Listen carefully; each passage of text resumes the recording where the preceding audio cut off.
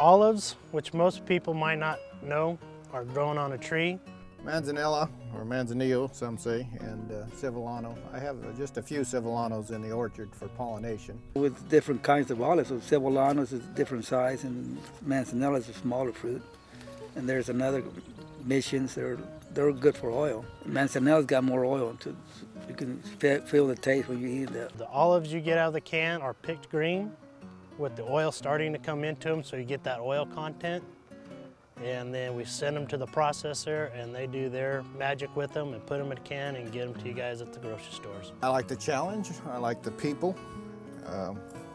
Like to make a little money when I can. The trees are evergreen, never lose their leaves, kind of like a citrus tree, always green all year long. An amazingly strong, healthy, self-reliant tree. It's a beautiful crop to have, especially to build a house out in the middle of an orchard. It's a fun crop to farm. A lot of these older trees, they can be neglected for years and years, and as soon as you get some TLC, they come right back in a year. For the large part, the olive tree is fairly resistant to most things. Where there's some very minor pests and diseases, with good cultural practices, not a lot of insecticides are needed. Fungicides really aren't needed. If there is, it's a copper. It's a basic copper, so it's natural. It's not going to hurt us. For a gal, it's an easy deal. You really don't even have to have a tractor. There's light chemical. I do all my weed spraying myself. Irrigation, fix the lines. It's pretty simple. They just pop together like a little puzzle.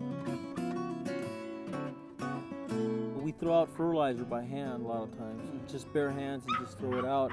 Harmful pesticides, it doesn't have that. We take leaf samples and we've taken water samples just so that we know what we have here and what we need to feed the tree and how much. Certainly these trees have got the color. You can see that deep color to them. That's what you want.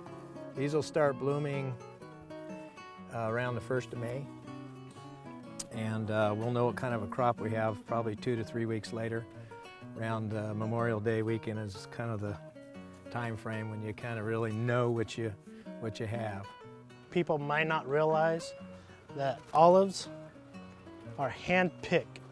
They are not currently mechanically harvested for the California Black Ripe because we got to deliver quality. The pickers will get there about maybe crack of dawn.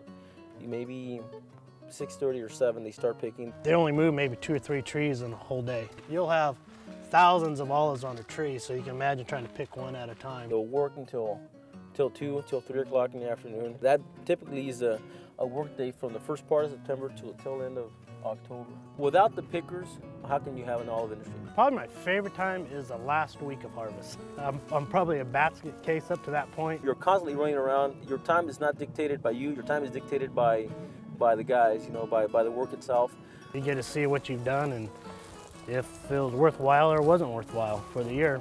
We're the type of people that will look at all the old knowledge, but also looking at the new technologies and the new opportunities in the future and trying to adapt it to the orchard. And I think that's the only way we can keep ahead of the game. If we do that, we're going to have a viable industry and be able to produce the highest quality California style olive.